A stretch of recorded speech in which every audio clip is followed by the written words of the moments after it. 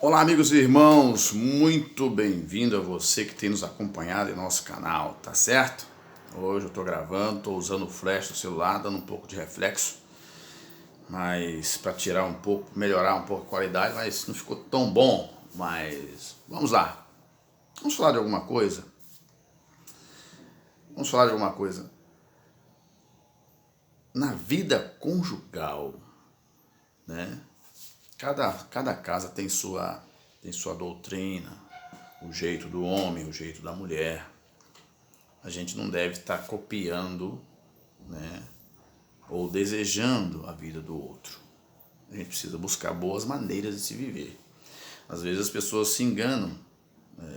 Eu acho que o sofrimento, a dificuldade das pessoas, elas acabam chegando porque muitos acabam criando uma fantasia em sua vida em cima da vida do outro, né? E isso é prejudicial. E nós já falamos em outros vídeos aqui que os nossos olhos, eles contribuem para boa parte das decisões que tomamos, certo?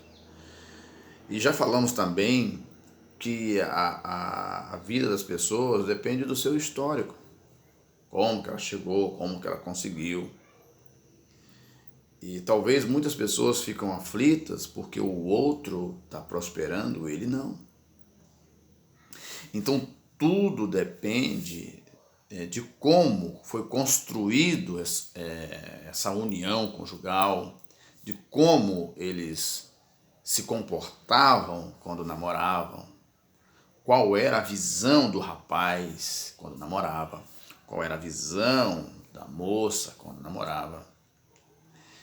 Se você tem um rapaz, por exemplo, você tem uma moça que está namorando com um rapaz, ela gosta dele e tudo mais, mas ele é um rapaz que não é um rapaz de uma menina só.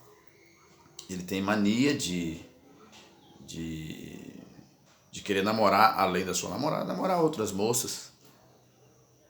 E às vezes a moça sabe disso e acredita que depois de casar, essa pessoa vai melhorar.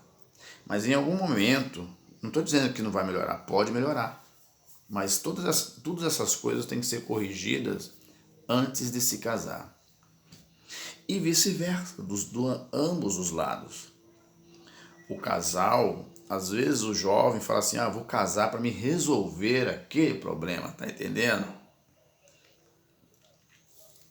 Eu vou casar para mim não ter que entrar num estado de prostituição ou numa relação antes do casamento, você tá entendendo? Então, em parte, estes jovens, esta moça, esse rapaz, está certo. Mas na outra parte, a vida conjugal, ela tem outros contextos, outras demandas que precisam serem cumpridas, além desta principal, que às vezes muitos jovens fixam as suas mentes nela.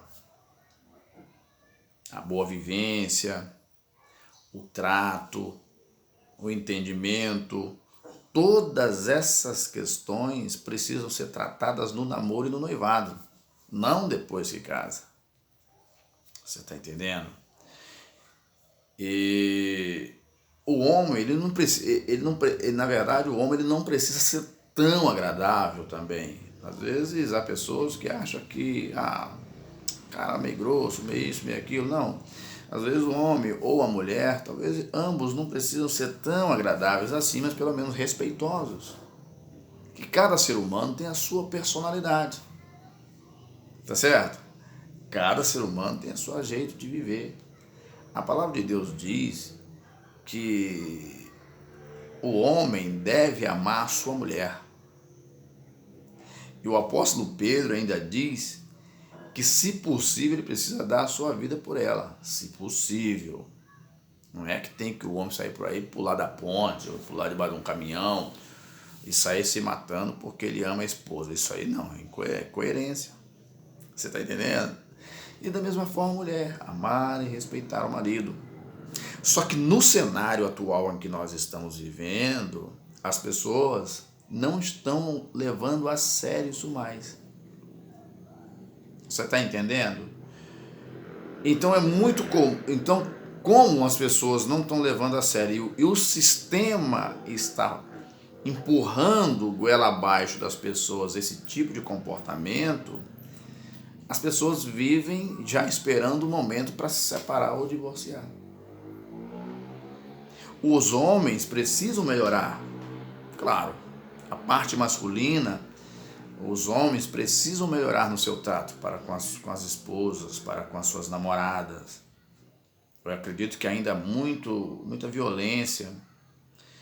E nós temos assistido nas notícias, boa parte dos homicídios que acontecem no país, principalmente no do Brasil, está relacionado à relação conjugal, a um namoro que teve um fim, a um casamento que teve um fim, que um dos lados não aceitou e agora fala assim, você não vai ser de ninguém.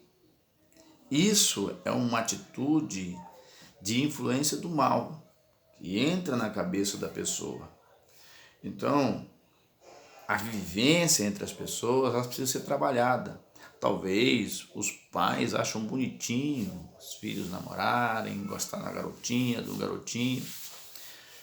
Mas por trás disso tudo tem que ter um acompanhamento, tem que ter... Hoje a juventude atual, ela não gosta muito da interferência dos pais em algumas das suas empreitadas. Às vezes o pai vai dar um conselho, a mãe, o filho às vezes não aceita muito bem, não entende muito bem. Aí é necessário ouvir uma pessoa de fora, que esteja fora do contexto, para poder este rapaz ou esta moça ouvir e entender aquilo. Se isso não acontecer, a vida vai ensinar, só que é muito mais doloroso a vida ensinar do que a gente aprender pelo lado correto.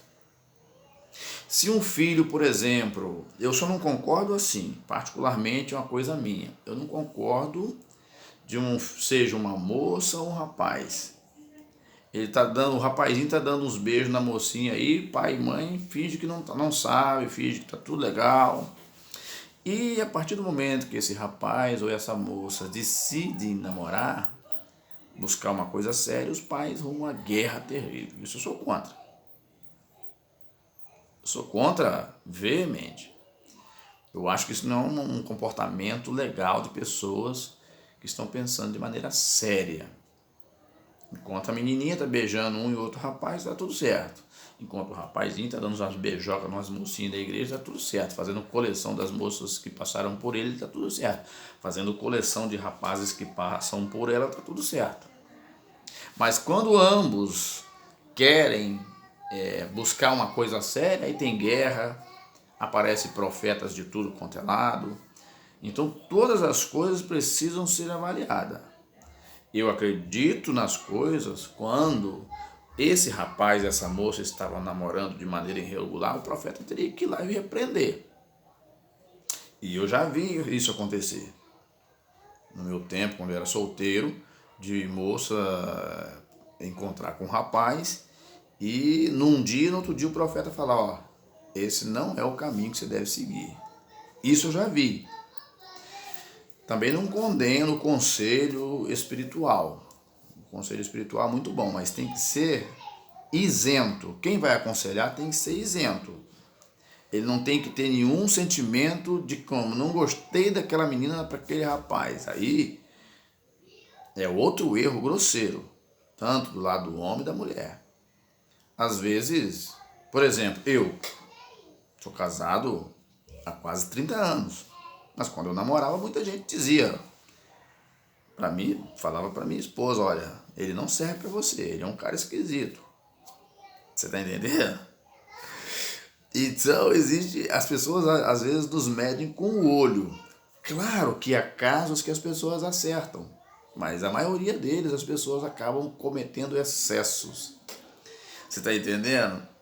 E esses excessos acabam por criar uma vida doentia, pessoas tristes, desanimadas, às vezes a pessoa está ali e está com a situação mal resolvida, simplesmente porque deu ouvido a certos comentários desistiu, né, daquilo, do que estava proposto, por causa de comentário, por causa de confusão, por causa de fofoca. O que mais se tem, estou falando porque eu já fui jovem numa igreja, o que mais se tem hoje, quando uma pessoa vai namorar e tal, é fofoca, é desconstrução de imagem, é calúnia, é uma falsidade ideológica, é uma intriga, porque isso é uma guerra entre narrativas de pessoas para desconstruir a imagem daquela pessoa em detrimento da outra. Talvez você tenha um rapaz, você tem 4 moças que gostam dele e ele apenas gosta de uma. E então cada moça dessa tem um grupo de pessoas que gostam dela. Então esse grupo de pessoas, eles acabam tomando as dores dessas moças em relação a esse rapaz. E acabam gerando, dentro do contexto religioso, dentro da igreja, aquele bafafá tremendo. Às vezes o rapaz passou na rua, deu a paz do Senhor, um bom dia a uma moça, os telefones, as mensagens, os bilhetes logo começam a rodar, dizendo que aquele rapaz estava dando atenção e tal, e cria um atrito. E então passa a ter um namoro conturbado, e as pessoas acabam entendendo que essa vida não é das melhores. E às vezes há aqueles que escolhem ficar na ilegalidade por causa desse tipo de comportamento. Então, quando uma pessoa está nesse contexto, todo cuidado é pouco. Até aqueles que vão aconselhar, precisam aconselhar de maneira isenta, não de maneira eu acho. Nós precisamos, como filhos de Deus, ter certeza daquilo que falamos, né? Por exemplo, em todo contexto que nós vivemos, nós precisamos provar realmente se aquilo mesmo é verídico ou não. Porque talvez nós podemos destruir o futuro de alguém. Nós podemos atrapalhar o futuro dessa pessoa. Outro sim é o excesso de perfeição que as pessoas querem uma das outras. Você pode ver que eu não estou nem lendo a Bíblia aqui, nós estamos batendo um papo. As pessoas querem uma perfeição uma das outras, sendo que talvez a pessoa está exigindo da outra uma perfeição que ela não é.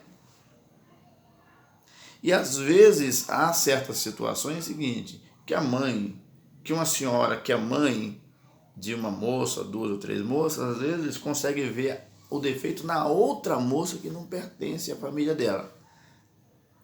Mas, entendeu? O menino não consegue ver os defeitos, ou os filhos a enganam de uma certa forma. Então é necessário ter todo cuidado. E depois que casa? Depois que casa, existem umas coisas básicas, sem rodeios, que nós precisamos colocar na mesa. Primeiro, o homem, o rapaz, você que é rapaz, a Bíblia diz que a mulher ela é um vaso frágil, entendeu? Que nós precisamos ter um cuidado em conviver com a mulher. E a mulher também precisa compreender o homem. O homem tem o seu jeito de homem. Ele não pode se nivelar ao jeito da mulher. E que a mulher também tem o seu jeito de mulher, uma natureza criada por Deus, e que o homem precisa respeitar isso. Por isso que há muitos atritos. Outros sim são os limites, né? Nós vivemos num cenário que nós podemos ser seduzidos a qualquer momento. Nunca devemos colocar deixar sair dos nossos lábios que nós não vamos ser assediados, seduzidos, atraídos e entrarmos em fato consumado. É muito comum acontecer nos dias atuais, hoje está num volume acentuado o número de pessoas que casam e logo se divorciam. Você não acha isso alarmante? Isso é alarmante. Então nós temos, olha só, como igreja de Deus, nós temos uma missão para cumprir, mas temos problemas demais. Nós achamos que isso é uma coisa normal de últimos tempos, mas não, isso é uma falha grosseira nossa, em não observar que essas coisas estão atrapalhando o processo legal. Então há um desgaste muito grande na tentativa de recuperar um casal, claro que isso deve ser feito, do que trabalhar essa questão antes. Eu percebo que as igrejas investem muito digamos assim, não na totalidade, em encontros de casais, né? Em palestra para casais, concordo, acho que tem que ser assim mesmo. Mas eu percebo que esses casais, eles não são tratados antes. Eles não são cuidados antes. Certo? Claro que isso não vai livrar a pessoa de posteriormente entrar numa crise conjugal e vir a achar que os dois não dá para seguir mais. Não salva nem todo mundo. O que vai acontecer de todos os aspectos, de todas as áreas que você entrar, só vai prosperar aquele que entendeu o que está sendo passado, tanto depois que casou e antes do casamento. Se nós dissermos que a vida, muitos dizem que a vida conjugal, depois que o cara tem família, que a pessoa tem família, a pessoa está presa, aproveita bastante quando você está solteiro, depois que você casar não vai poder fazer isso mais.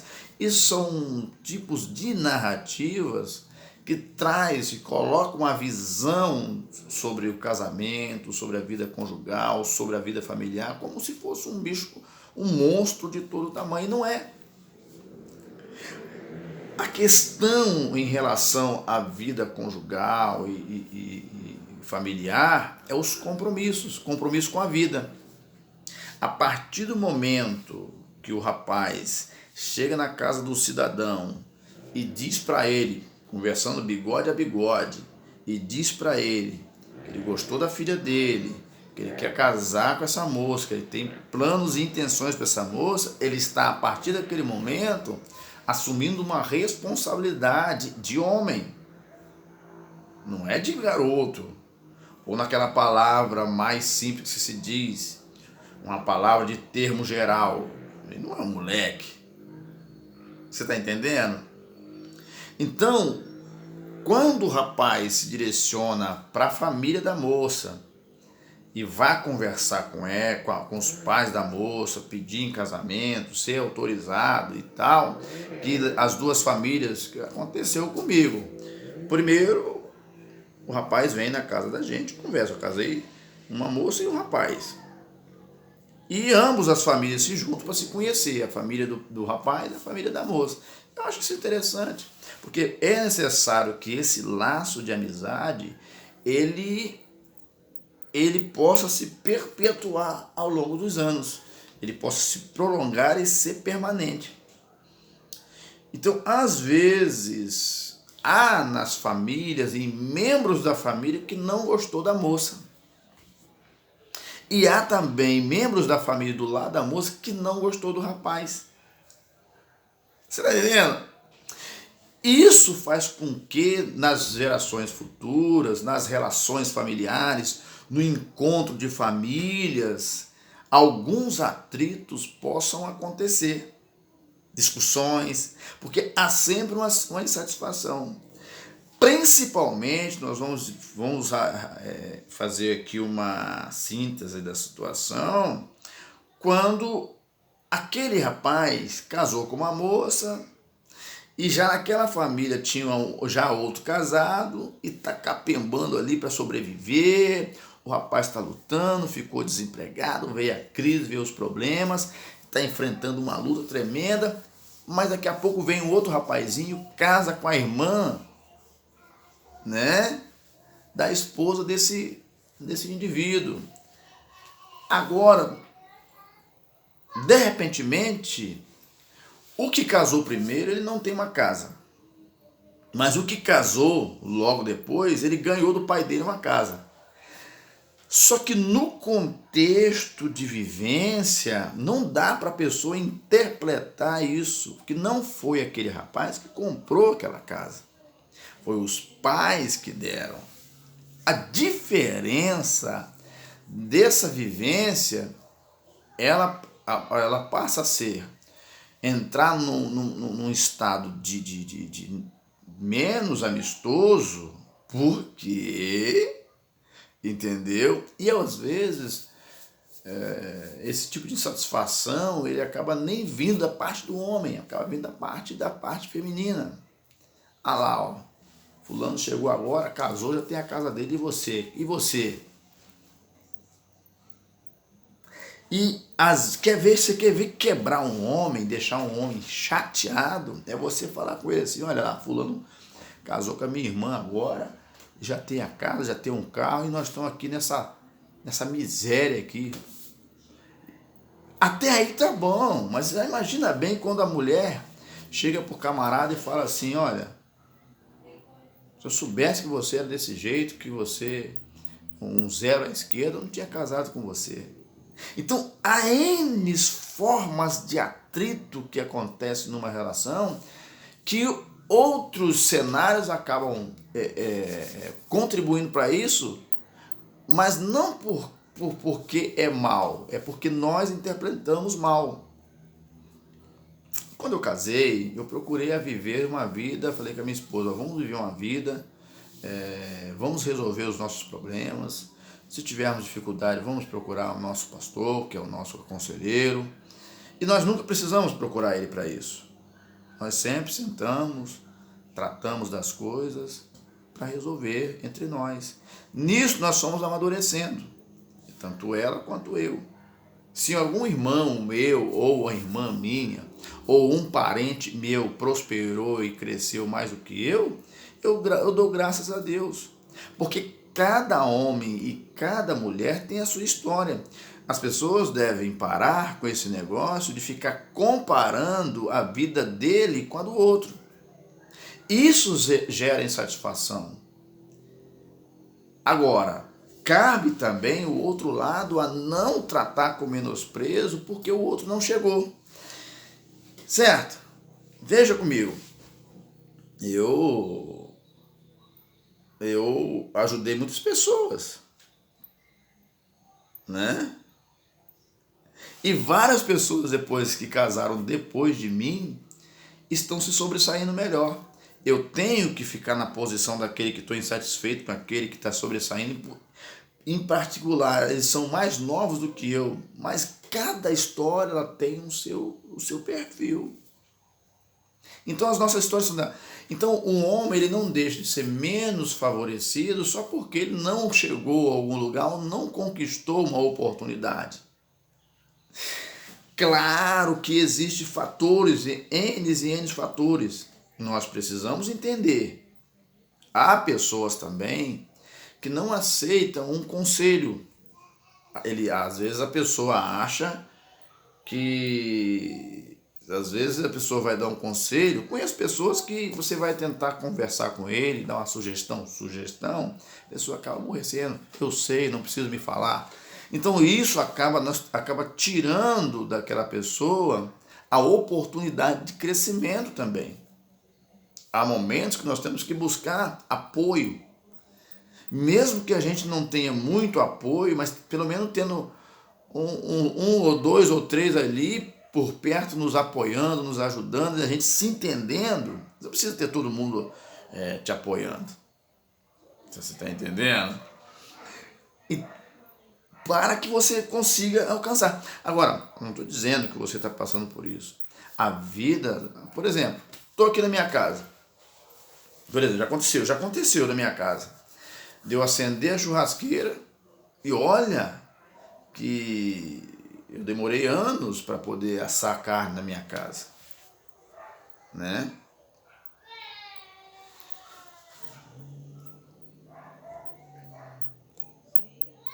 Deixa eu dar uma parada aqui que a bateria... A bateria, rapaz, que situação, meus irmãos. A bateria acabou. Então vamos gravar aqui nesse restinho de tempo que nos falta. Vamos gravar aqui para ver se a gente consegue finalizar, né? Então, eu estava dizendo para você que nós precisamos viver dessa forma, viver de uma forma com sabedoria, né? Ouvindo um pouco as pessoas, né? Então, às vezes, o que eu estava dizendo lá atrás, no início, que nós precisamos, eu já casei, né? Mas os que vão casar, aqueles que são casados, tem momentos que eles precisam entender. E para se tornar a nossa vivência conjugal assim menos hostil, pode ter problema em tudo. Você pode estar com problema no seu trabalho, na sua empresa, alguma coisa pode não estar dando certo na sua vida como um todo, mas você estando bem em casa já te ajuda, já melhora a tua autoestima, né? Peço desculpa aí porque a bateria caiu, então coloquei ali, não me preparei para isso. Vamos terminar. Então a gente precisa pensar dessa forma. Nós precisamos pensar. O rapaz que está namorando, a moça que está namorando, nós precisamos não pensar em só resolver aquela situação, você está entendendo? Eu vou casar, porque aí eu vou resolver aquela situação e tal coisa. Não, a gente precisa viver de uma forma sabendo que temos as demandas, que o rapaz vai precisar de emprego, que a moça vai precisar de emprego, talvez. Hoje há pessoas que casam, mas tanto a moça quanto o rapaz trabalham. Mas quando os dois estiverem no fim de semana em casa, os dois precisam estar juntos, conversar mais, dialogar mais. Os filhos precisam também de diálogo, de acompanhamento, tá entendendo? Para que os problemas futuros sejam menores. Às vezes nós deixamos de tomar cuidado com algumas coisas e criamos problemas futuros que já estão na gaveta para sair. E às vezes esses problemas, quando surgem, nós não estamos preparados para poder enfrentá-los. É aí que vem, por exemplo, uma crise, né? Você pode viver aquele momento de problemas de relacionamento. Então, às vezes, nem o rapaz e nem a moça se preparou para isso, porque quando nós somos jovens, nós queremos viver muito, passear bastante, e isso conta muito. Geralmente, quando as pessoas vão se encontrar, isso conta muito, sair bastante, viajar e tal. Só que quando você vai viver a vida casado a dois, agora você precisa direcionar toda a sua atenção o quê? Se você comprou uma casa, tem que pagar. Se você comprou um carro, você tem que pagar. Se você tem as despesas fixas do mês para você pagar. O que é despesas fixas? É o supermercado, é o açougue, a farmácia, a conta de água, a conta de luz, de telefone, de internet. Essas são as contas fixas. E é mesmo que você pega as contas fixas, você já tem deixado como padrão. Eu tenho a minha já calculado, o valor que eu tenho que pagar todo mês. Eu já tenho ele feito, né? Minha filha fez para mim falei, filha, faz para mim aí uma relação de coisas a pagar, de contas fixas. Independentemente se você fizer uma conta nova ou não, aquela conta existe. A água, a luz, o telefone, a internet, TV a cabo. Você tá entendendo? E às vezes o orçamento ele é tão apertado que a gente não consegue. Às vezes qualquer 10 ou 15 reais que você tirar já faz falta. Você tá entendendo? Então a vida, você que é jovem, que vai namorar ou que está namorando, você que está casado também, nós precisamos fazer uma reflexão de vida. Eu conheço casais que tinham esse dilema, mas eu tenho percebido, já conversamos também, não é casal daqui de perto, são casais de outras regiões. Eu não converso com pessoas só da onde eu moro, eu converso com pessoas de outras regiões, que não cabe aqui ficar falando, mas conheço casais que tinham esse tipo de pensamento e é que acabou se ajustando e estão vivendo muito bem. Não é humilhante você, o homem, você que é o homem da casa, Não é humilhante você ter que ouvir a sua esposa falar alguma coisa. Às vezes nós não queremos ouvir a esposa falar. Ela quer conversar um pouco. Não na conversa diária de todo dia, mas ela quer se expressar, mas ela tem receio do marido que tem. Você está entendendo? Então a vida, nós precisamos disso. Eu estou só conversando aqui num bate-papo. No livro de Eclesiastes, capítulo 4, verso 9, diz: melhor é serem dois do que um, porque tem melhor paga do seu trabalho. Os dois juntos, trabalhando juntos, pelo bem comum, pelo bem dos filhos, pelo bem da casa. E eu acho bonito quando a mulher e o homem se unem para poder trabalhar pelo bem da sua casa. Não pelo fato da vaidade. Há muitos que trabalham e financiam a vaidade, e ao financiar as suas vaidades, a Bíblia também está falando isso, acabam entrando numa armadilha que Satanás projetou. Nós vivemos uma vida que nós precisamos estar todo o tempo tomando cuidado. Você está entendendo? Precisamos ter um cuidado constante. Porque se um cair, o outro levanta o seu companheiro, mas ai do que estiver só, pois caindo não haverá outro que o levante. Então, isso é da natureza humana, principalmente do homem e da mulher. Entendeu? Quando chega uma idade, já logo entender que futuramente, num futuro não muito distante, ele vai precisar de alguém para viver, para gostar, para poder amar, para poder olhar e dizer eu te amo. E existem algumas coisas que faz o casamento funcionar bem. Ele não precisa ser glamouroso, não. Tem gente que pensa que tudo tem que ser glamouroso para estar feliz, não.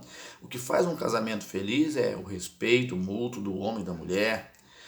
O homem reconhecer o trabalho da mulher, a importância dela na casa, na família, para ele, para os filhos.